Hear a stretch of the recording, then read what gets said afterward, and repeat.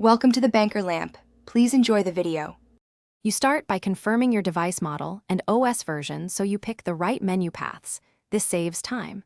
Once done, back up any app-specific settings in case you want to restore badges later. Now open Settings and go straight to Notifications or the Apps list. Do not wander. You'll need to locate the specific app that shows the numeric badge. Make sure to keep the device unlocked and on a stable screen while we change the notification badge behavior. You now select the target app from the list and open its notification preferences.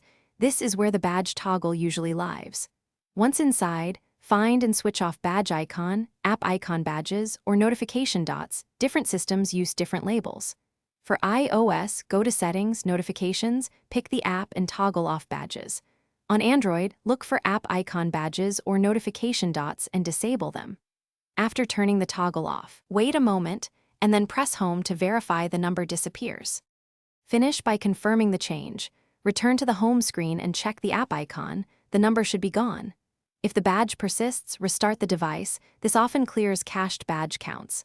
Next, clear the app cache or force stop the app on Android, or reinstall the app only if needed. Also check any system-wide badge settings or launcher permissions that override app settings.